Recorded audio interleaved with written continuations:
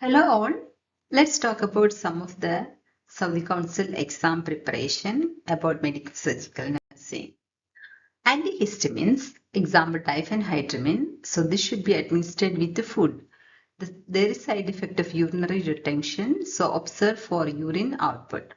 Chlorpheniramine, it causes drowsiness and disease, so advise not to drive the car.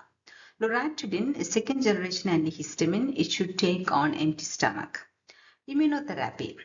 Allergen desensitization, administering allergen extracts gradually and increasing quantities until the dose is reached that effective in reducing severity from natural exposure.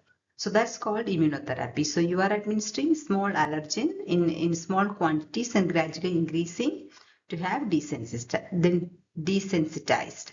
So positive skin test and positive allergen history is the indication for immunotherapy.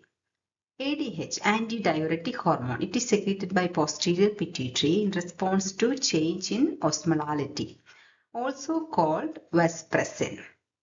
When osmolality increases, ADH is secreted and it acts on kidney on reabsorption of water, and if osmolality decreases, it will act to reduce the reabsorption.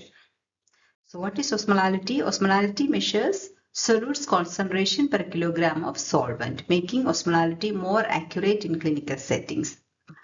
It is independent of temperature and pressure changes. So there is osmolarity also. It's a solute concentration per liter of solution. So here it is solute concentration per kilogram of solvent. Here it is per liter of solution. It reflects the concentration of all solute particles in a given solution volume and is influenced by temperature and pressure because volume can expand or contract. Just look into osmolality and osmolarity and tries to understand what is the difference.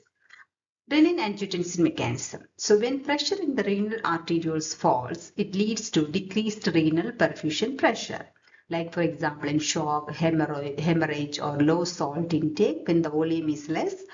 So what happens when the pressure is reduced? Renin is released from specialized cells in the kidneys. So this renin converts angiotensin that is produced by liver to angiotensin 1. Angiotensin 1 is converted into angiotensin 2 by angiotensin converting enzyme, that is ACE, produced by vascular endothelial cells throughout the body and high concentration, especially in lungs. So ACE is produced in lungs. So this angiotensin 2 acts as a vasoconstrictor, increase the blood pressure and stimulate the release of aldosterone from adrenal glands, promoting sodium and water retention. So the volume will be increased. So aldosterone is a hormone produced by adrenal cortex and increase the renal reabsorption of sodium. So angiotensin 2, how it will increase the blood pressure is by aldosterone release, sodium and water reabsorption, potassium excretion and ADH release. And what is the other action?